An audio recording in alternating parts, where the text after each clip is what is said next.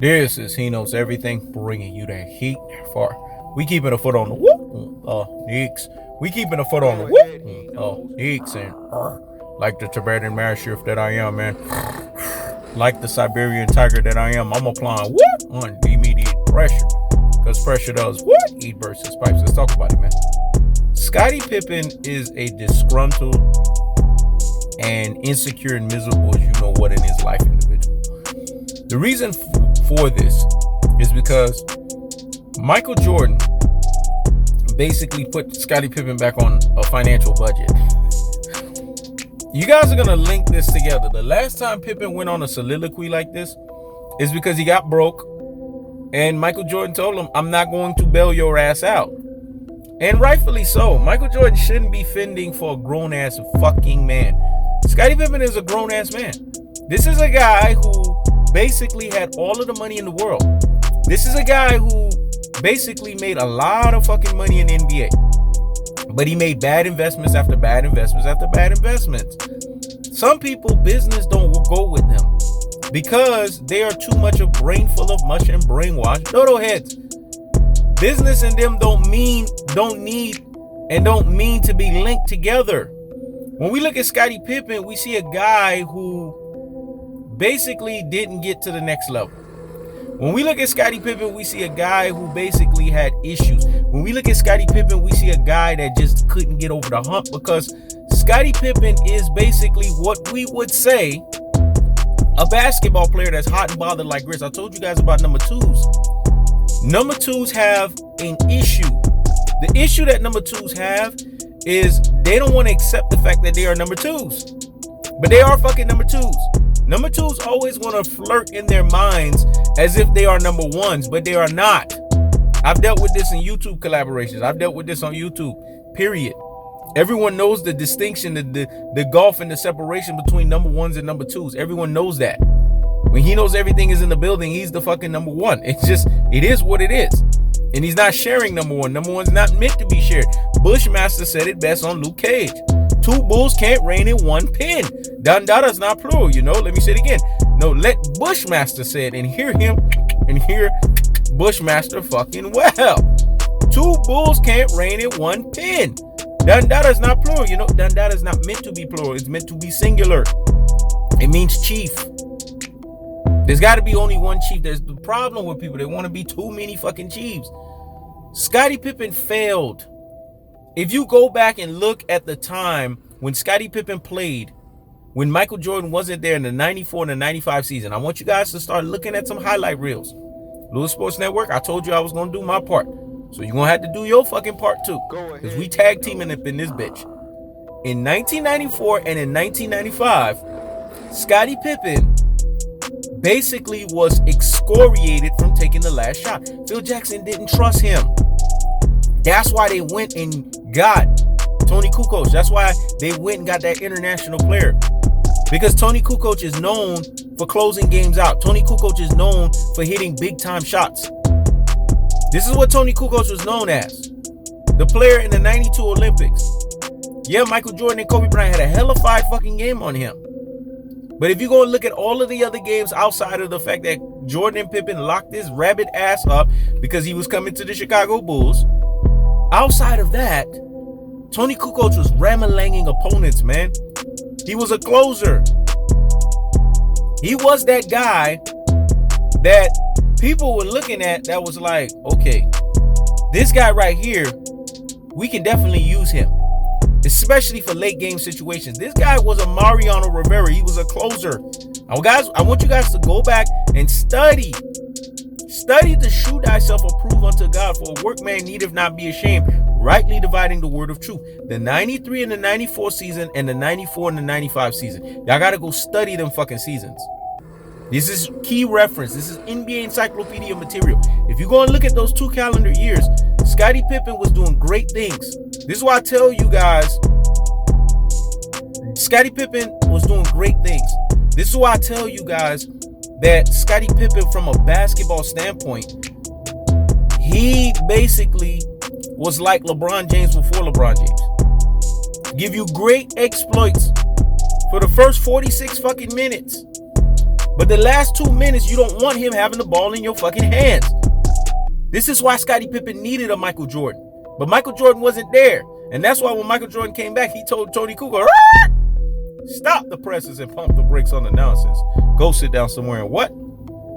Higgity fucking hush. You see there's a statue out there. Jordan checked, he fucking G-checked Tony Kukoc. See, Pippen couldn't do that.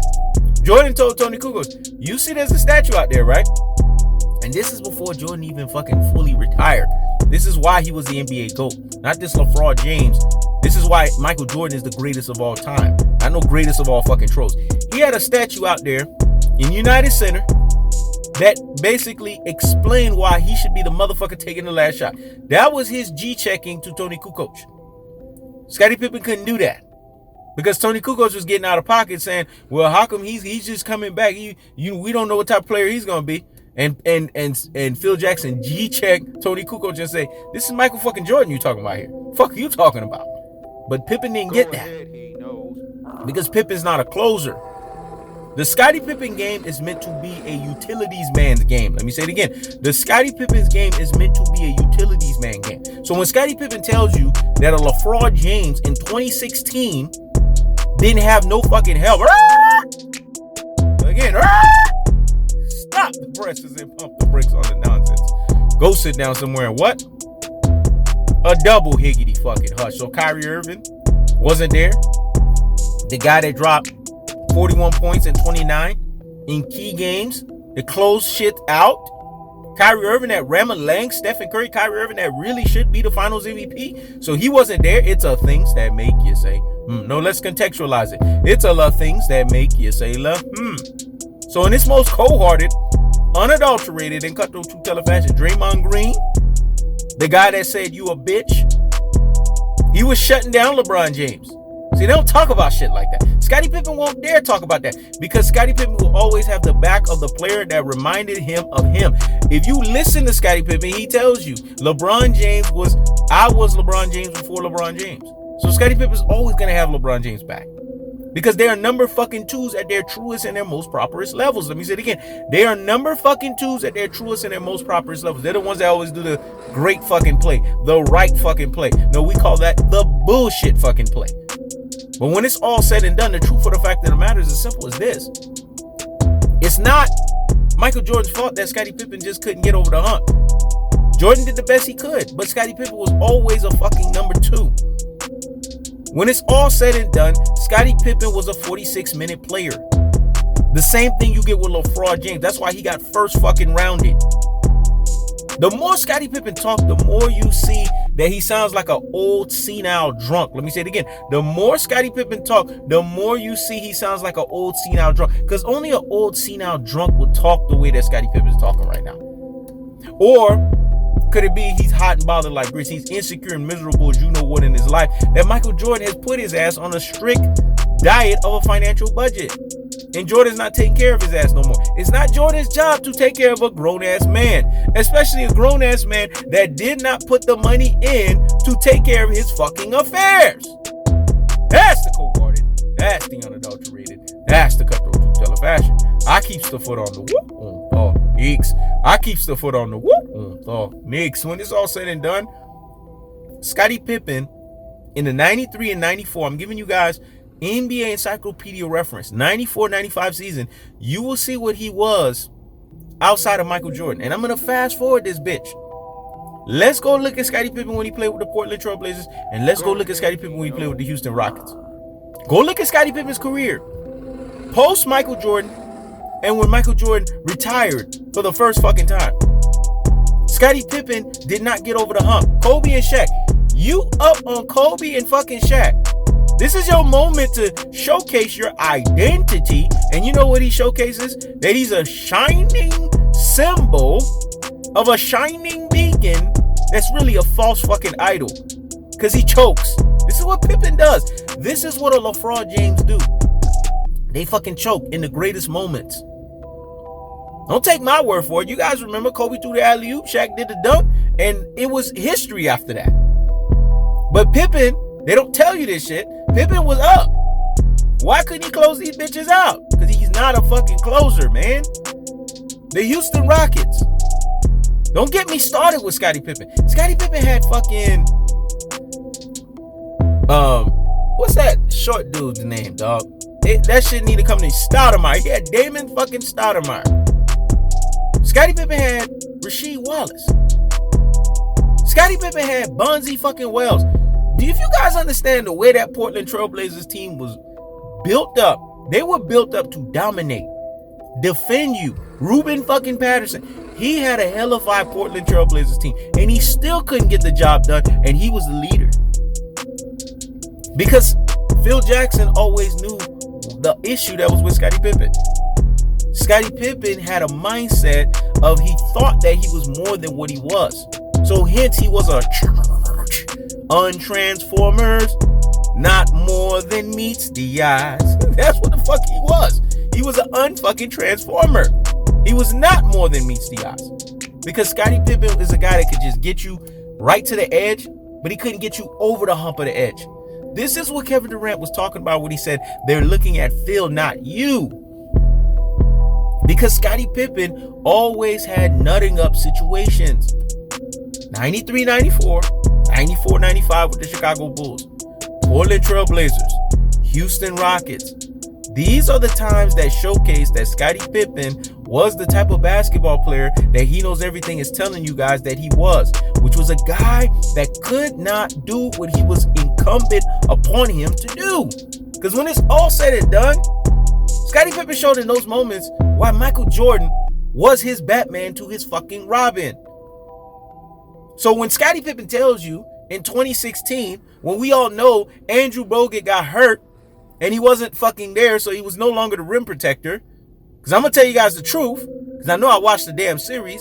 I'm opening up the NBA Encyclopedia to tell you guys what really fucking happened, not Scottie Pippen's event, because he's hot and bothered like grits. He's insecure and miserable as you know what in his fucking life. Kyrie Irving ramalanging Stephen Curry. This is what saved LeBron James. This is what gave LeBron James a lifeline to win an NBA title in the fucking land. Not that LeBron James did any heavyweight lifting of himself, or let's contextualize it, any heavyweight lifting of his own damn self. Because when it's all said and done, Scottie Pippen's just defending the guy who is the current landscape of what he was as a basketball player. This is what it boils down to. Robins protecting fucking Robins. Because that's what they do. Red Hood and Dick Grayson. If you watch Batman, Nightwing always had Red Hood fucking back. Always did.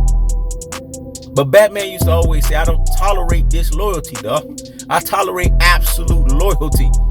And he would always say, good fucking soldier when you did what you were supposed to. The Batman is a true alpha extraordinaire governed by true alpha economics. Because he don't take no fucking shit from nobody.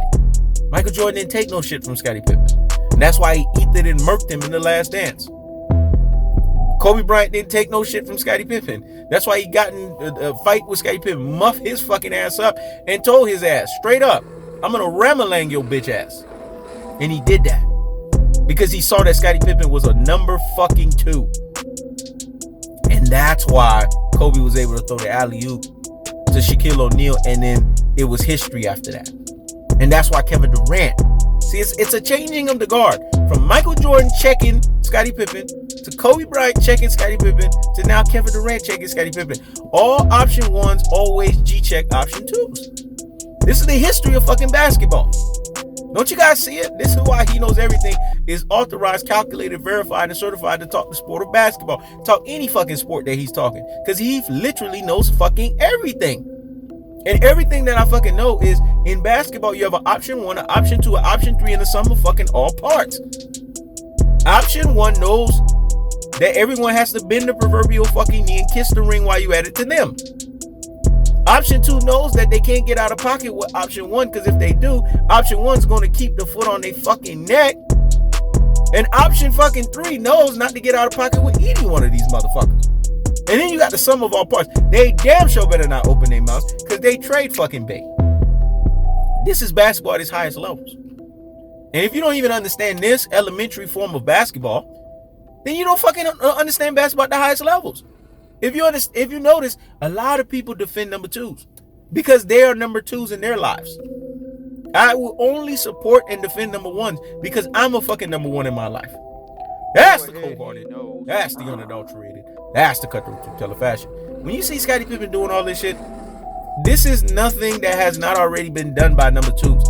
Number twos have a tendency to slide to the mouth. They have a tendency to get out of fucking pocket. And number twos always have a tendency to always want to say some shit because they hot and bothered like grits that no one's paying fucking attention to them.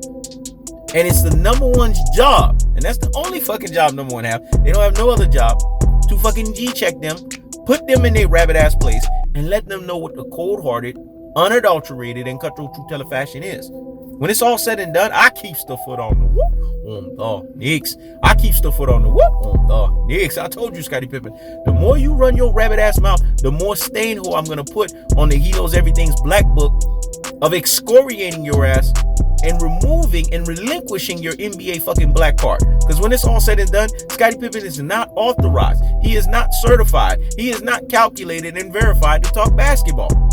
That's the cold-hearted. That's the unadulterated. That's the cutthroat truth teller fashion. I keeps the foot on the whoop on the Knicks. I keeps the foot on the whoop on the Knicks. This is He Knows Everything. Checking out.